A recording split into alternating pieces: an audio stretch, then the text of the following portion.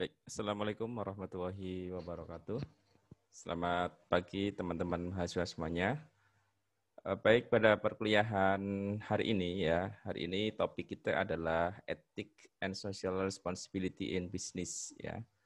Konsep etika, bisnis dan tanggung jawab sosial. Baik, yang pertama yang perlu kita pahami dalam sebuah konsep etika bisnis ya. Jadi memang yang pertama kita harus paham, kita kembalikan lagi pada konsep etika bisnis ya. Jadi kalau ini menurut bukunya Bright and Hawk dan kawan-kawan ya, edisi yang ke-6. Nah, apa sih yang dinamakan bisnis etik ya? What is the business ethic? Nah, business ethic is the application of moral standards to business situation. Di bisnis etika bisnis dimaknai sebagai sebuah standar moral atau moral yang diterapkan dalam sebuah entitas bisnis. Jadi standar moral ya, standar moral maupun moral ya, bagaimana ini bisa diterapkan atau diaplikasikan dalam sebuah entitas bisnis. Nah, tentu ketika kita bicara masalah moral ya, jadi moral atau standar moral ini punya standar masing-masing ya. Jadi kalau misalkan saya berikan contoh ya. Jadi misalkan dalam keseharian kita pun ini juga punya moral ya, punya sebuah etika. Jadi misalkan moral atau etika moral ya antara negara Indonesia misalkan atau negara Asia dengan negara Barat. Nah, tentu sudah punya perbedaan masing-masing ya. Jadi etika moral ketika kita bicara masalah etika kan setiap negara pasti punya etikanya masing-masing ya. Jadi seperti yang saya sampaikan tadi, saya contohkan tadi bahwa negara Asia ya, negara Asia itu ya negara Asia punya eh, standar moral ya, standar moral sendiri dibanding dan juga punya etika ya. Jadi sama negara barat juga berbeda. Nah, itu adalah moral ya, standar moral. Nah, di sini saya berikan contoh ya. Di sini adalah contoh salah satu bagaimana bisnis etika bisnis yang diterapkan ya, tetapi dia melanggar dari sebuah etika bisnis ya. Ini adalah salah satu gambar beberapa orang yang ditahan ya karena ditangkap telah melanggar sebuah etika bisnis. Jadi kasus ini adalah kasus di mana dia itu melakukan sebuah penipuan ya. Di penipuan yang dilakukan sehingga bisa merugikan para nasabah yang menabung dalam sebuah perbankan itu ya. Nah, jadi ini adalah salah satu bank swasta yang ada di Jawa Barat yang para pegawainya itu melakukan sebuah tindakan pelanggaran etika bisnis ya. Jadi mereka itu membawa kabur atau membawa seluruh tabungan para nasabah sehingga nasabah itu seolah-olah sudah tidak bisa mengambil uangnya. Nah, ini adalah salah satu bagaimana etika bisnis yang dilanggar ya. Jadi ketika etika bisnis itu dilanggar tentu punya konsekuensi yang sendiri ya. Jadi ketika etika bisnis dilanggar berarti harus ada tanggung jawab, harus ada hukuman yang kemudian harus diterimanya. Nah, ini adalah salah satu bagaimana etika bisnis itu dilanggar sehingga menyebabkan kerugian pada seseorang itu sendiri. Nah, nanti akan saya berikan ya. Jadi saya lebih akan memberikan contoh-contoh positif bagaimana etika bisnis itu diterapkan sehingga mempunyai pengaruh ya, punya sebuah influence dampak yang positif terhadap sebuah perusahaan maupun entitas bisnis. Nah, isu-isu tentang etika ya, ethical issues ya. Yang pertama adalah tentang fairness and honesty ya. Jadi fairness kalau dalam bahasa Indonesia ini artinya adalah adil atau keadilan dan honesty adalah kejujuran. Nah, isu tentang etika, tentang keadilan ya ini sering kita dapatkan dalam sebuah perusahaan, dalam sebuah entitas bisnis ya. Jadi misalkan bagaimana seorang pimpinan, seorang manajer itu memberikan perlakuan yang berbeda ya. Jadi misalkan ada karyawan atau pegawai yang dia itu ketika ketemu pimpinan itu ramah ya, sering mendekati, sering kemudian memberikan sesuatu. Nah, jadi intinya ketika dalam proses pemberian salary atau pemberian gaji ya, nah pimpinan atau manajer ini dia memberikan sebuah penilaian yang tidak fair ya. Jadi misalkan yang tadi yang sering memberikan sesuatu menyambut apa ketika ketemu ramah, tapi tidak diukur sesuai dengan kinerja ya. Jadi itu banyak isu-isu etika yang sampai sekarang itu tentang fairness keadilan ini masih perlu diperhatikan seperti itu. Kadang memang fairness keadilan atau pemberian ya, jadi tingkat keadilan itu kadang-kala menjadi isu-isu tentang etika seperti itu.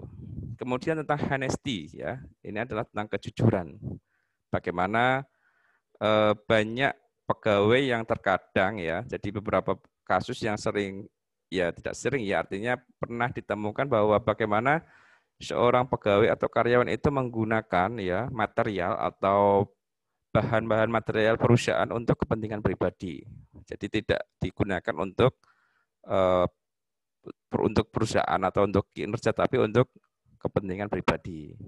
Atau bahkan ada yang kemudian membawa barang-barang milik perusahaan yang artinya itu bukan milik sendiri, tetapi dia tidak jujur, artinya dia kadang mencuri ya, atau membawa sesuatu yang bukan haknya di situ. Nah, itu isu-isu tentang etika. Yang kedua adalah isu etika tentang konflik of interest ya, tentang konflik kepentingan. Nah, ini misalkan saya beri contoh ya. Jadi misalkan pimpinan atau sekelas menteri ya atau ya, pimpinan ya. Jadi ketika diberikan sebuah jabatan dalam sebuah misalkan diberikan ya kewenangan dalam mengelola minyak ya atau gas. Nah, pimpinan itu dia juga punya usaha yang sama ya, yang bergerak dalam bidang minyak atau gas. Nah, dia dalam proses kepemimpinannya atau selama dia menjabat ya, dia menggunakan konflik of interest atau konflik kepentingan. Artinya dia memberikan harga yang berbeda di perusahaannya itu. Jadi untuk menyuplai atau memberikan minyak di perusahaan, nah dia memberikan harga yang beda, tetapi ketika memberikan untuk harga yang lainnya dia lebih mahal. Ya. Itu misalkan adalah bagaimana isu tentang etika tentang konflik of interest. Jadi mereka atau dia itu memanfaatkan situasi ketika dia menjabat atau dia sedang berada pada posisi itu. Selanjutnya adalah isu etika yang selanjutnya adalah komunikasi ya. Jadi komunikasi ini menjadi isu etika ya. Jadi memang komunikasi ini setiap pribadi, setiap individu itu memang punya karakteristik ya. Jadi memang banyak latar belakang yang mempengaruhi sehingga cara-cara komunikasi pun kadang masih menjadi sebuah isu etika atau sebuah perbedaan ya, kendala dalam sebuah perusahaan atau dalam sebuah entitas bisnis. Nah, selanjutnya ini adalah tentang faktor-faktor yang mempengaruhi perilaku etika. Yang pertama adalah faktor individu ya. Jadi faktor individual factors ya. Jadi faktor individu ini adalah perilaku atau sifat karakteristik yang dibawa oleh seseorang atau individu memang sejak lahir ya. Jadi individual faktor ini memang melekat sejak dia lahir karena pengaruh dari keluarganya memang ya. Jadi penurunan sifat yang diberikan kepada seseorang itu sehingga itu bisa mempengaruhi dalam sebuah individu di situ. Jadi individual faktor ini misalkan ya, jadi misalkan ada orang ya atau ada individu yang memang berasal dari luar daerah yang di mana mempunyai budaya yang yang unik ya. Jadi misalkan cara bicaranya lebih cepat ya, komunikasinya cepat ya, omongannya atau bicaranya terlalu keras ya. Itu karena individual factors ya. Individual faktor yang mempengaruhi dalam sekup dia atau sekeliling dia. Ya, jadi misalkan beberapa daerah itu kan punya karakteristik ketika berbicara itu nadanya lebih tinggi ya, lebih keras ya. Tapi ada juga yang punya karakteristik ketika bicara itu lebih santai ya atau lebih pelan ya. Itu punya karakteristik ya.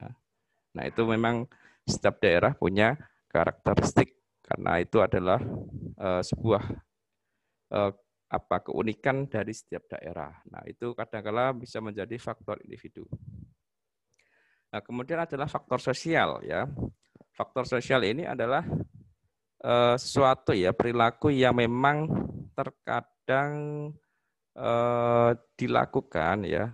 Jadi misalkan saya berikan contoh ya. Jadi misalkan ada seorang pegawai ya, di mana sebelum dia bekerja dalam perusahaan ya dia biasanya bangun siang ya, bangun siang tanpa memperdulikan sudah pagi atau belum ya. Tapi ketika dia bekerja dalam perusahaan, dia ada sebuah konsekuensi tuntutan bahwa ketika berangkat kerja maka harus pagi ya, misalkan jam 7:30 atau jam 8 ya.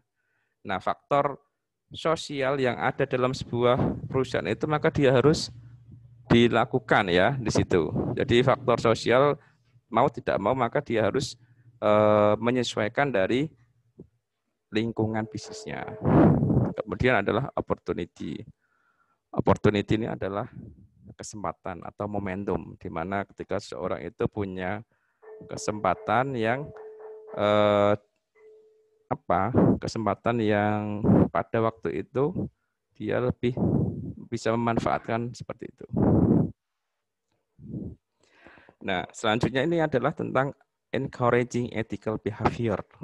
Ya, encouraging ini kalau saya bahasakan Indonesia ini adalah membangun ya.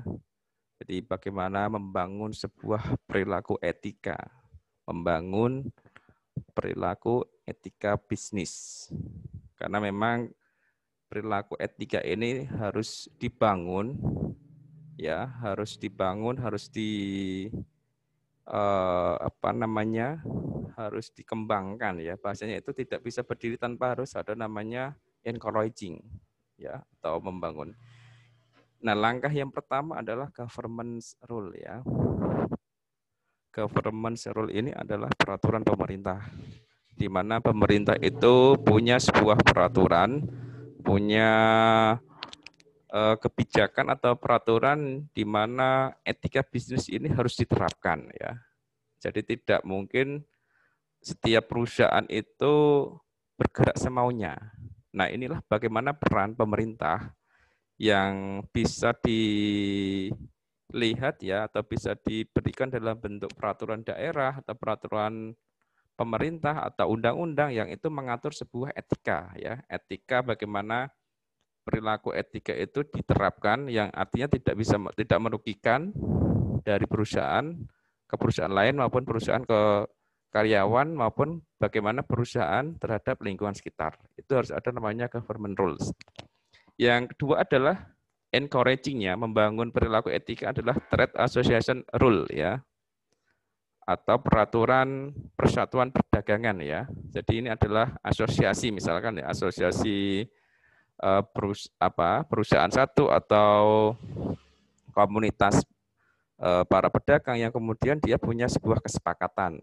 Ya, jadi misalkan ada perusahaan A ya atau tempat A itu misalkan menjual barang yang sama ya, maka harus ada namanya kesepakatan asosiasi sehingga tidak ada namanya harga yang dibuat terlalu ya murah banget ya atau ada yang tinggi. Nah, artinya supaya apa? Supaya etika perilaku etika ini juga tetap tidak merugikan di antara keduanya di situ. Selanjutnya adalah individual companies rule ya, peraturan perusahaan-perusahaan pribadi ya. Jadi memang di negara kita di Indonesia itu banyak perusahaan-perusahaan mandiri atau individu yang itu perlu namanya kesepakatan ya, ada peraturan di antara perusahaan-perusahaan individu milik seseorang dengan perusahaan individu yang sama dengan tempat lain. Jadi harus ada kesepakatan. Yang selanjutnya adalah tentang social responsibility. Jadi tanggung jawab sosial ini juga bisa menjadi salah satu bagaimana membangun perilaku etika bisnis. Nah, ini ada beberapa contoh ya bagaimana encouraging ethical behavior ya, bagaimana membangun sebuah perilaku etika yang baik, yang positif ya. Ini adalah salah satu contoh bagaimana L'Oreal Indonesia menerima penghargaan kinerja keberlanjutan holistik terbaik dan pengakuan khusus manajemen air ya. Nah, ini adalah salah satu bagaimana membangun sebuah etika, perilaku etika bisnis.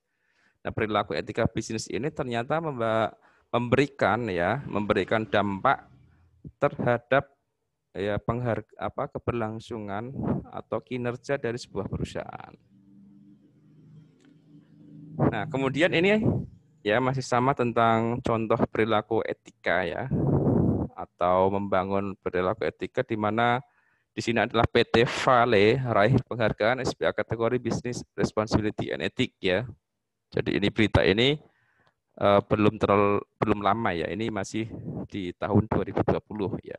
Ini adalah bagaimana contoh-contoh perilaku etika bisnis diterapkan dalam sebuah entitas, dalam sebuah perusahaan sehingga memberikan penghargaan atau capaian sehingga mendapatkan ini ya patut untuk memberikan sebuah penghargaan dari lembaga lain atau dari pemerintah misalkan. Nah, sekarang ini adalah tentang economic model ya. Economic model of social responsibility. Bagaimana model ekonomi ya, model ekonomik dalam penerapan CSR ya, social responsibility, tanggung jawab sosial. Nah, ternyata konsep economic model ya, model ekonomi dalam CSR itu, jadi CSR itu tidak hanya memberikan citra ya, memberikan citra perusahaan baik, ternyata memberikan dampak pula terhadap ekonomi perusahaan. Ya. Jadi kalau CSR ini secara logis pasti memberikan sebuah nama baik ya, nama baik dalam perusahaan. Tetapi CSR itu juga selain memberikan positif ya, citra positif ternyata juga memberikan dampak ekonomik ya. Jadi ekonomiknya semakin tumbuh di situ. Nah, di sini misalkan ada salah satu contoh ya, ini adalah Paul and Brands. Ini adalah salah satu perusahaan ya, perusahaan selimut ya, kasur itu biasanya. Nah, perusahaan ini sebenarnya baru didirikan dari 2018 ya. Nah, di tahun pertama, nah perusahaan Paul and Brands ini mendapatkan keuntungan 1,5 juta dolar. Ya, itu pada tahun pertama. Karena dia menerapkan economic model of CSR ya, economic model of social responsibility sejak awal. Nah, kemudian sampai sekarang ya itu now annual revenue spend sampai dengan 40 juta dolar. Nah, bagaimana kita bisa melihat pertumbuhan dari tahun awal pendirian sampai 2020, perusahaan Paul Brands ini punya grafik pertumbuhan yang sangat tinggi. Dari semula itu 1,5 sampai sekarang sampai 40 ya, 40 million dollars ya, 40 juta dolar. Nah, public responsibilities of business ya, ini adalah tanggung jawab publik ya atau masyarakat umum terhadap bisnis ya. Jadi yang pertama itu adalah tentang consumerism ya, consumerism atau perilaku individu ya, perilaku seseorang dalam memanfaatkan atau menggunakan produk. Nah, jadi ketika kita sebagai konsumen itu terlalu banyak ya atau terlalu sering menggunakan produk yang berlebihan, nah itu sebenarnya juga memberikan pengaruh bagaimana perusahaan itu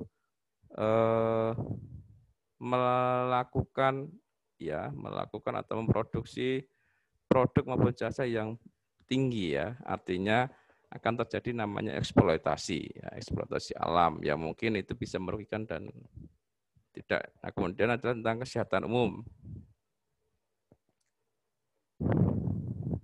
Nah, isu-isu lain itu misalkan adalah tentang employment practice ya, tentang praktek pekerja karyawan itu ya. Jadi banyak isu-isu yang memang sampai sekarang ini penerapan etika bisnis yang dilakukan oleh beberapa perusahaan perlu ada evaluasi ya, harus ada namanya evaluasi ya, bagaimana penerapan etika bisnis itu tidak merugikan di antara kedua belah pihak. Nah, kemudian isu yang lain adalah tentang environmental concern atau concern tentang lingkungan ya, atau kepedulian lingkungan. Jadi bagaimana perilaku perusahaan atau bagaimana perusahaan itu ketika dia memproduksi atau mengambil bahan baku dari alam itu supaya tidak terlalu berlebihan sehingga perilaku etika bisnis perusahaan itu tidak merusak alam sekitar ya. Jadi bagaimana ketika perusahaan-perusahaan minyak misalkan ya kelapa sawit itu kan tidak merugikan lingkungan ya. Jadi pembukaan lahan baru sehingga sering terjadi kebakaran hutan misalkan, itu kan isu-isu tentang lingkungan ya, bagaimana kita itu harus menjaga lingkungan ya, environmental concern terhadap lingkungan kita sekitar. Jadi penting bagi kita untuk menjaga kearifan ya tentang lingkungan kita ya, jangan sampai kemudian dikeruk oleh banyak perusahaan sehingga merugikan kita sendiri atau merugikan generasi yang akan datang. Ya, itu ya bisa sampaikan. Semangat belajar, semoga tetap sehat dan semangat belajar. Dari saya akhiri. Assalamualaikum warahmatullahi wabarakatuh.